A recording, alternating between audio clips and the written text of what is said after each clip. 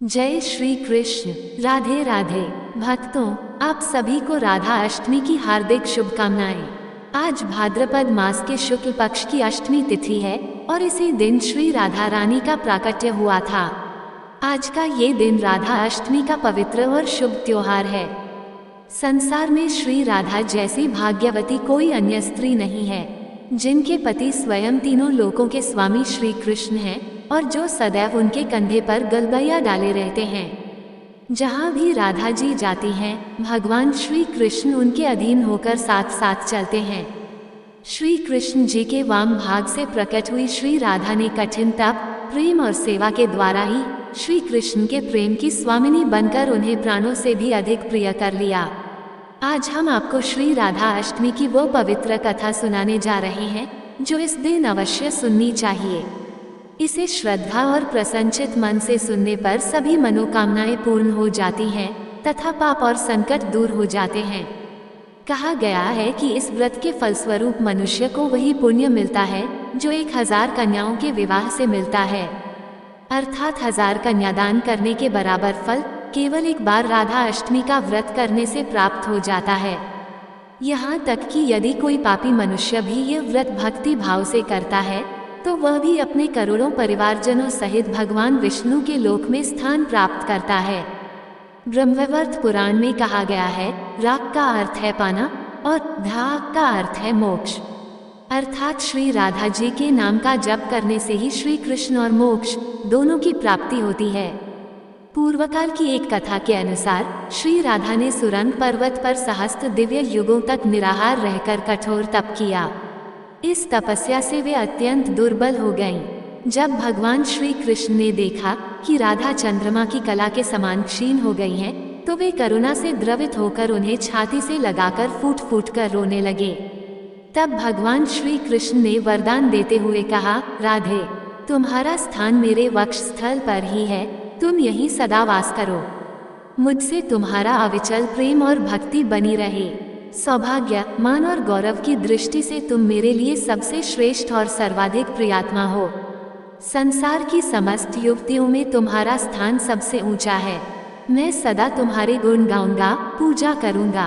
तुम मुझे सदा अपने अधीन समझो और जान लो कि मैं तुम्हारी प्रत्येक आज्ञा का पालन करने के लिए बाध्य रहूंगा। जैसे आभूषण शरीर की शोभा है, वैसे ही तुम मेरी शोभा हो। भगवान श्री कृष्ण जी आगे कहते हैं, श्री राधा मेरी परम आत्मा है, मेरा जीवन है। श्री राधा से ही प्रेम पाकर मैं उस प्रेम को अपने भक्तों में बांटता हूँ। मेरी सेवा के माध्यम से ही श्री राधा ने मनोहर रूप, सौभाग्य, मान, गौरव और मेरे हृदय में अचल स्थान प्राप्त किया है। वे ही मेरी अनंत शक्ति स्वरूपा पत्नी हैं। वृंदावन लीला में लौकिक दृष्टि से देखें तो श्री कृष्ण ने केवल 11 वर्ष की अवस्था में ही ब्रज का परित्याग कर मथुरा का मार्ग अपनाया था। इतनी छोटी अवस्था में स्त्रियों के साथ प्रणय की कल्पना भी नहीं की जा सकती, किंतु अलौकिक और दिव्य जगत में श्री राधा और श्री कृष्ण सर्वथा एक ही तत्व हैं। भगवान श्री कृष्ण ने स्वयं ब्रह्मा जी को श्री राधा के दिव्य विग्रह का दर्शन कराया और उनकी मूर्ति के लिए उन्हें एकांत वन में ले गए। वहीं पर ब्रह्मा जी के द्वारा रसराज कृष्ण और महाभाव स्वरूपिणी राधा की विवाह लीला संपन्न हुई।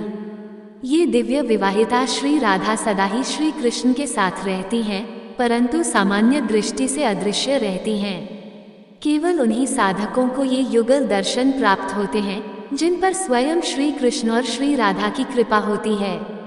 पौराणिक कथाओं के अनुसार राधा माता गोलोक में श्री कृष्ण जी के साथ निवास करती थीं।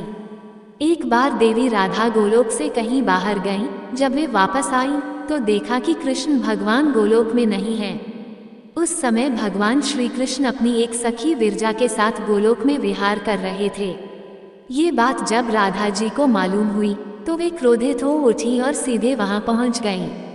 वहां पहुंचकर उन्होंने भगवान श्री कृष्ण को बहुत भला बुरा कहा। राधा जी का ये व्यवहार भगवान श्री कृष्ण के परम मित्र श्रीदामा को अच्छा नहीं लगा और उन्होंने राधा जी को पृथ्वी पर जन्म लेने का श्राप दे दिया। राधा रानी को इतने गुस्से में देखकर कृष्ण भगवान की सखी विरजा भी वहां से चली गईं। इस श्राप के बाद राधा रानी ने भी बदले में श्रीदामा को श्राप देते हुए कहा, कि तुम राक्षस कुल में जन्म लोगे। राधा रानी के श्राप के कारण ही श्रीदामा का जन्म शंखचूड़ नामक दानव के रूप में हुआ।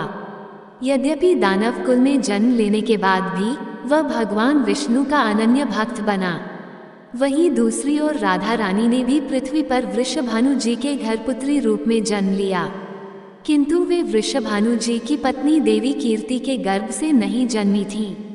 दरअसल जिस समय श्रीदामा और राधा रानी ने एक दूसरे को श्राप दिया था, उसी समय भगवान श्री कृष्ण ने राधा रानी से कहा, हे राधे, अब तुम्हें पृथ्वी पर देवी कीर्ति और वृषभानु जी की पुत्री के रूप में रहना होगा। जब तुम विवाह योग्य हो जाओगी तो तुम्हारा विवाह मनुष्य रूप में अवतरित हुए रायन नामक एक वैश्य से होगा, जो मेरे अंश अवतारों में से एक होगा। धरती पर भी तुम मेरी प्रियतम बनकर रहोगी, परंतु वहां हमें बिछड़ने का दुख सहना पड़ेगा। ये सुनकर भगवान श्री कृष्ण ने आगे कहा, हे राधे, अब तुम पृथ्वी पर जन्म लेने की तैयारी करो। सांसारिक दृष्टि से जब देवी कीर्ति गर्भवती हुई और प्रसव का समय आया तो योगमाया की प्रेरणा से उनके गर्भ में वायु का प्रवेश हुआ और उन्होंने वायु को जन्म दिया। जब वे प्रसव पीड़ा से गुजर रही थीं, तभी उसी समय महादेवी राधा रानी एक प्यारी सी कन्या के रूप में प्रकट हो गईं। जिस दिन राधा रानी प्रकट हुई वह दिन भाद्रपद शुक्ल पक्ष की अष्टमी का था, इसलिए इस तिथि को राधा अष्टमी के रूप में मनाया जाता है। इस दिन भगवान श्री कृष्ण और राधा रानी की विशेष पूजा की जाती है। इस व्रत को करने से सभी सांसारिक सुख समृद्धि प्राप्त होती है। मान्यता है कि इस व्रत को करने से घर में धन की कमी नहीं रहती और सदा बरकत बनी रहती है। अब आइए राधा अष्टमी की उस दुर्लभ कथा को सुनते हैं, जो मनोकामनाओं को पूर्ण करने वाली मानी जाती है। एक गांव में रमा नाम की एक स्त्री रहती थी। उसके विवाह को 5-6 वर्ष हो गए थे, लेकिन उसकी गोद सूनी थी। एक बार राधा अष्टमी का उत्सव आया। गांव की स्त्रियां बरसाना जा रही थीं। उन्होंने रमा से कहा, तुम भी हमारे साथ चलो, राधा रानी बहुत दयालु हैं, तुम्हारी गोद अवश्य भरेंगी। रमा कई महीनों से घर से बाहर नहीं निकली थी, परंतु उसके पति और सास ने भी उसे जाने की अनुमति दे दी। रमा ने मन ही मन ठान लिया कि राधा रानी उसकी गोद अवश्य भरेंगी। जिस दिन उसे यात्रा पर निकलना था, उसी दिन उसके पैर में चोट लग गई और चलना मुश्किल हो गया। फिर भी वह हिम्मत करके गांव की स्त्रियों के साथ यात्रा पर चल पड़ी। पूरे रास्ते राधा कृष्ण का नाम जप और कीर्तन करती रही और अंततः बरसाना पहुंच गई। वहां स्नान करके उसने राधा रानी के मंदिर में जाने की तैयारी की। राधा जी के महल में जब जाना होता है तो बहुत ऊंची ऊंची सीढ़ियां चढ़नी पड़ती हैं। रमा जैसे ही सीढ़ियां चढ़ने लगी तो स्त्रियों से बोली, तुम लोग आगे आगे चलो, मैं धीरे धीरे आ रही हूँ, क्योंकि मेरे पैर में चोट लगी है और चला भी नहीं जा रहा। 2-4 सीढ़ियां चढ़ने के बाद उसका पैर मुड़ गया और वह नीचे गिरने लगी। तभी 7-8 साल की एक सुंदर कन्या ने उसका हाथ पकड़ लिया। रमा बोली, बेटी, आज अगर तुम न होती तो मैं तो गिर ही जाती। वो कन्या मुस्कुरा कर बोली, माता, मैं आपको ऐसे कैसे गिरने देती। तब रमा ने पूछा, बेटी, तुम्हारा क्या नाम है? कन्या बोली, लाड़ो नाम है मेरा और यहीं पास ही रहती हूँ। वे दोनों सीढ़ियों पर बैठ गईं। लाड़ो कहने लगी, माता, मेरे लिए क्या लाई हो? उसकी मासूम बातें सुनकर रमा के चेहरे पर मुस्कान आ गई। उसने कहा, बेटी, मैं कल तुम्हारे लिए अवश्य कुछ न कुछ लेकर आऊंगी। बताओ तुम्हें क्या पसंद है? लाड़ो बोली, मुझे नथनी, गले का हार, कानों के कुंडल, चूड़ियाँ, मेहंदी और घाघरा चोली बहुत पसंद हैं। इनमें से कुछ भी ले आना। इतना कहकर वह बालिका भाग गई। जैसे तैसे रमा भी मंदिर में दर्शन करके लौटी। उस दिन से रमा का मन उसी बालिका में लग गया। अगले दिन उसने बाजार से गले का हार और चूड़ियाँ खरीदी और उसी जगह जाकर लाड़ो का इंतजार करने लगी। थोड़ी देर में वही कन्या आ गई। रमा ने जैसे ही चूड़ियाँ और हार उसे दिए तो लाड़ो ने होंठ फुलाते हुए कहा, बस इतनी सी ही चीजें लाईं और कुछ नहीं। रमा ने प्यार से समझाया, बेटी, मैं 8 दिन यहीं रहूंगी और रोज तुम्हारे लिए कुछ न कुछ लाऊंगी। ये सुनते ही लाड़ो उसकी गोद में बैठ गई और गले से लग गई। उस क्षण रमा की आंखें भर आई, मानो उसे अपनी संतान मिल गई हो। वह बड़े स्नेह से उसके सिर पर हाथ फेरती रही। फिर जैसे ही दिन बीते, रमा ने मंदिर से आकर लाड़ो के लिए घाघरा चोली बनवाए।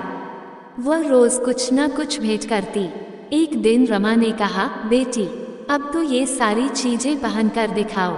लाड़ो मुस्कुराकर बोली, कल राधा अष्टमी है, उस दिन पहनूंगी। इस बार लाड़ो के साथ एक छोटा लड़का भी आया।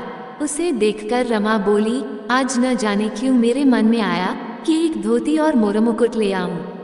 क्या मैं इसे इसको दे दूं? लाड़ो बोली, ये कन्वा है, मेरे साथ ही रहता है, हाँ तुम इसे दे दो।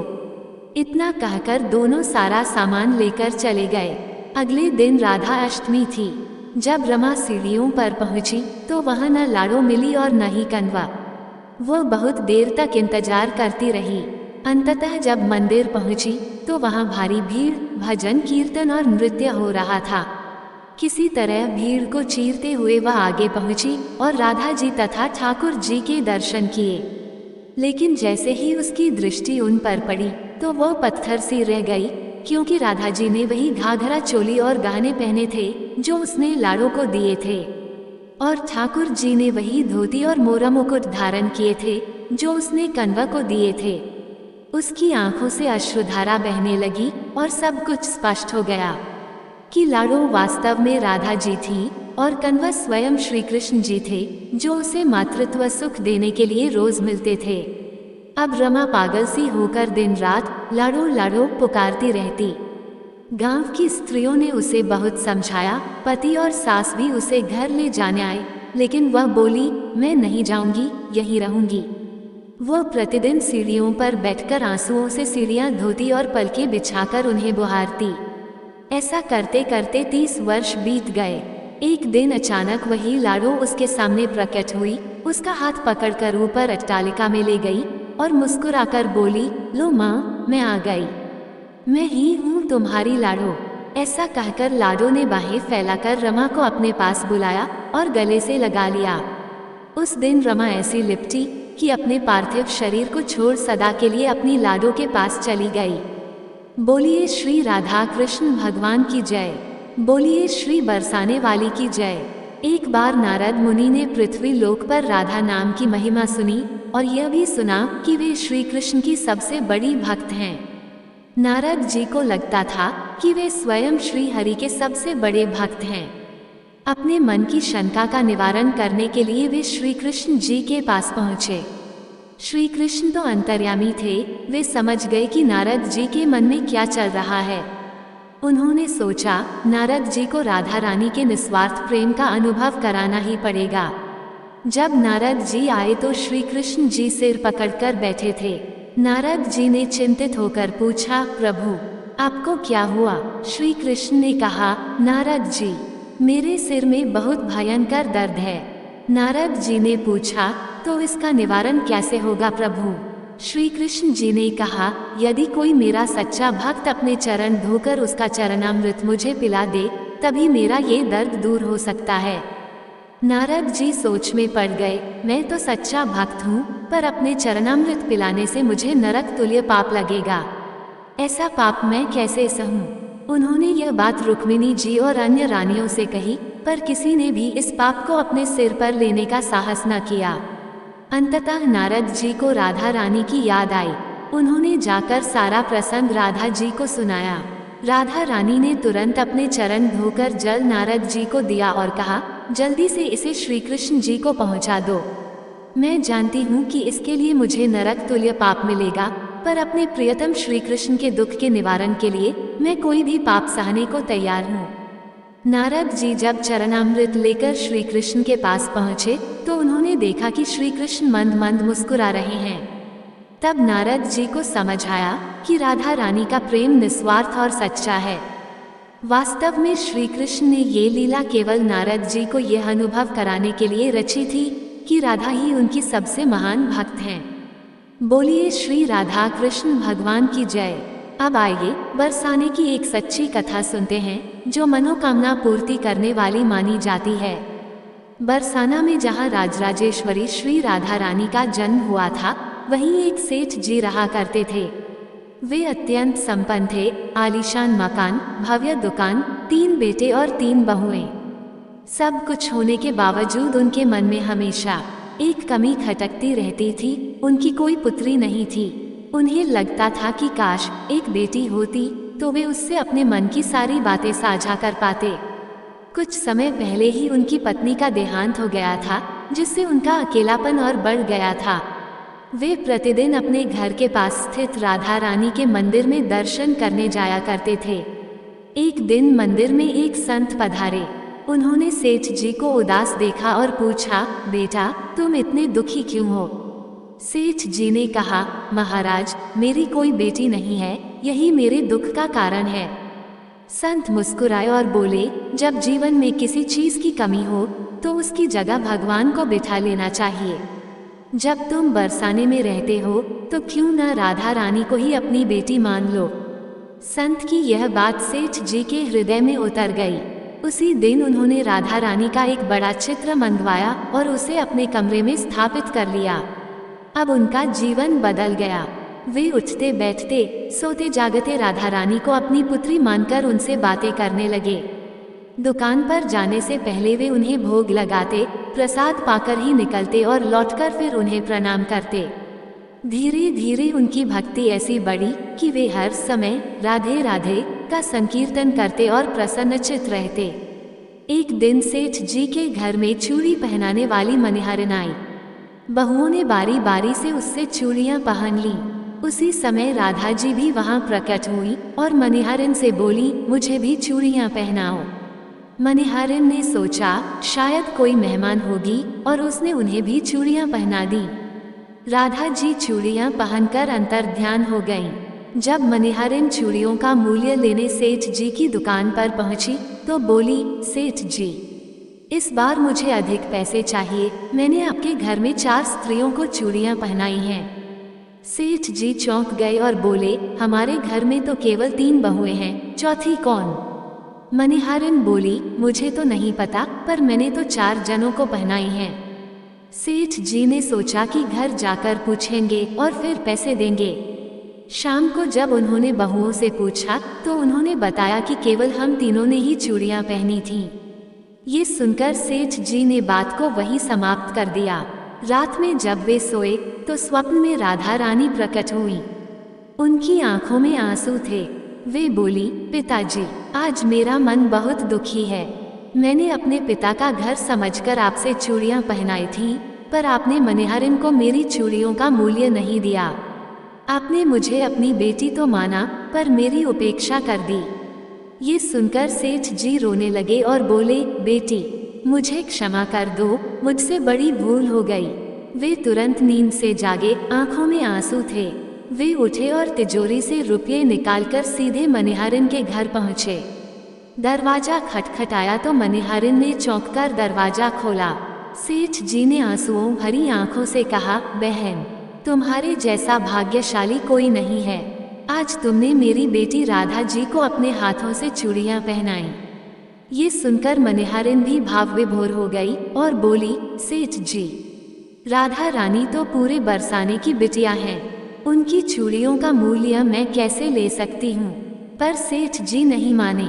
उन्होंने रुपये से भरी थैली उसके घर में रख दी और सीधे राधा जी के मंदिर चले गए। उस दिन के बाद सेठ जी ने सब कुछ त्याग दिया और शेष जीवन राधा जी की भक्ति में ही व्यतीत किया। प्रेम से बोलिए, जय श्री कृष्ण, जय श्री राधे। ऐसे ही और भी रोचक और आध्यात्मिक वीडियो के लिए चैनल को सब्सक्राइब कर लें। दोस्तों, आपको ये कथा कैसी लगी कृपया कमेंट करके जरूर बताएं। वीडियो पसंद आया हो तो लाइक करें और अपने दोस्तों के साथ शेयर करें। कमेंट बॉक्स में जय श्री कृष्ण लिखना ना भूलें। फिर मिलते हैं एक और दिलचस्प वीडियो के साथ। धन्यवाद। जय श्री कृष्ण।